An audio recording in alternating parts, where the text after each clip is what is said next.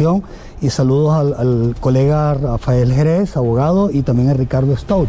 Coincido en que en efecto se crea un espectro en este momento de duda en cuanto a cómo va a ser la gobernanza, pero entiendan en este momento, justamente hoy a partir de la 1:50, con el ataque, o mejor dicho, la extracción quirúrgica implantada en Venezuela, se abre un espacio de muchas maniobras que pueden ocurrir, y es evidente que Estados Unidos no va a develar todos los planes que ellos tienen a efectos de continuar hasta lograr una estabilidad. Entre esos planes obviamente está la gobernanza y bueno, en efecto hay algunos elementos del chavismo o madurismo, como lo menciona el abogado Jerez, como Delcy Rodríguez y su hermano Jorge Rodríguez, presidente de la Asamblea Nacional, quienes de alguna manera se han desaparecido desde esta madrugada, no se sabe su destino, al igual que Diosdado Cabello, y han dejado la batuta del tema a el señor Padrino López, quien ha anunciado que se abre un espacio de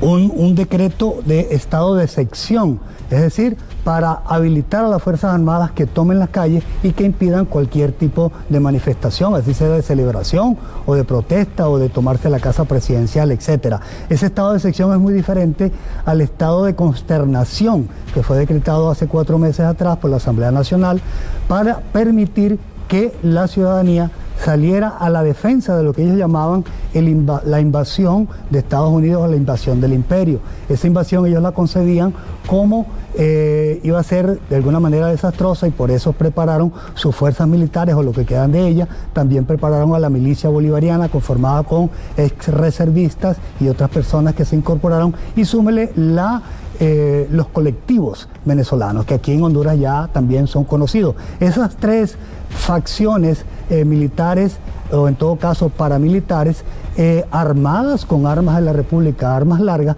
son las que pretendían detener esa supuesta invasión de Estados Unidos, que al final fue lograda, como lo dice bien usted, Alex, y el abogado Jerez, una extracción quirúrgica que no generó, o por lo menos hasta este momento, en esta declaración, 3 de diciembre de 2026, siendo casi la 1 de la tarde, no se sabe de otras consecuencias o fallecidos en dicha actividad. Sí, hubo unas explosiones, posiblemente esas explosiones pudieron haber generado algún tipo de conmoción o fallecimiento en la población civil, pero esto hasta ahora no se ha develado. Ahora, más allá, don Marco, de conocer todo lo que ha ocurrido esta madrugada y esta mañana, usted como venezolano, esa parte del venezolano que tuvo que salir de Venezuela por la crisis política, ¿cómo ven ustedes esta situación? Porque conocemos el entorno periodístico de lo que ahí ocurrió, pero ¿cuál es el sentimiento que emana de ustedes como venezolanos? Algo que no podríamos expresarlo nosotros porque no lo sentimos como tal. Bien, en primer lugar,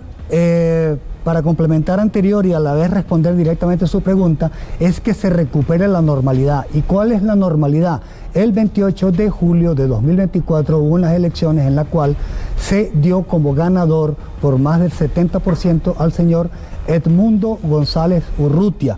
Creo que el licenciado Ricardo Stout mencionó Edmundo Arellana, pero en realidad es Edmundo González Urrutia, y la vicepresidente que se nombró por este señor Urrutia fue María Corina Machado. Entonces, ¿qué aspiramos los venezolanos?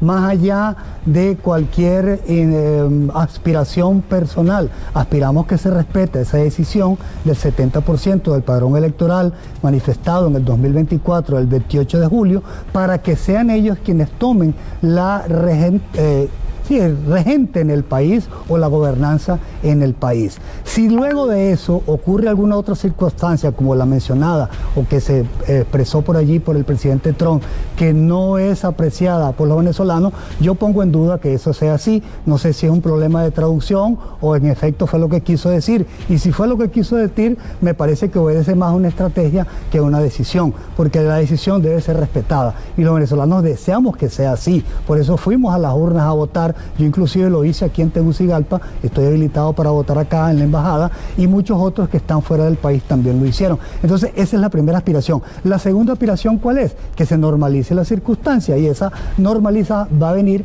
en la medida en que se desaloje, como bien lo expresaba el abogado Jerez, todos aquellos factores afectos al chavismo, madurismo, que aún permanecen allí y que pueden constituir un elemento de perturbación para que se logre esa ansiada paz. ¿Como cuáles? En primer lugar, Padrino López, el segundo al mando, Diosdado Cabello, y de allí todo un conjunto de personajes que han estado de alguna manera impulsando la acción. Otra cuestión importantísima que aspiramos los venezolanos, y ahí complemento su pregunta, licenciado Cáceres, ¿qué va a pasar? Y los queremos todos afuera con los presos políticos, liberarlos. Son 1.200 presos políticos sin razón alguna que no sea ser opositores a este régimen. Inclusive se mantienen 15 menores de edad en las cárceles del país detenidos por ser simplemente hijos de opositores. Esa situación queremos verla, queremos a través de este canal que cuando se abran esas cárceles y salgan esos venezolanos en libertad, celebrarlo como ellos también lo van a hacer.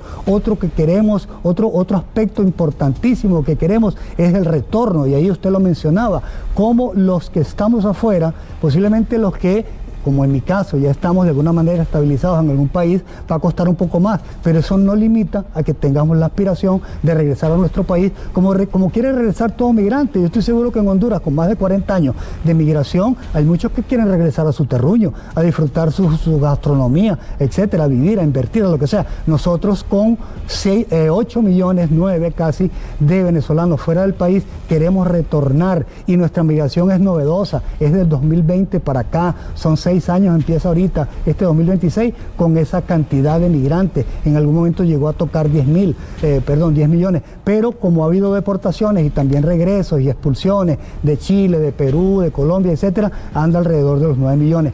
Esa población flotante de migrantes que desea retornar, lo va a hacer con alegría, lo va a hacer con regocijo, lo va a hacer para ir a invertir en nuestro país, no solamente el dinero quienes lo tengan, sino también ese esfuerzo, esa dedicación, esos estudios, como en mi caso y como muchos otros profesionales, para darlos como lo mejor de nosotros a esa reconstrucción, que no va a ser fácil, Alex, que no va a ser fácil, el licenciado Ricardo y abogado Rafael Jerez, porque se trata de prácticamente resurgir de las cenizas, un país que cortó y lo derribó Hugo Chávez y lo terminó de hundir Nicolás Maduro.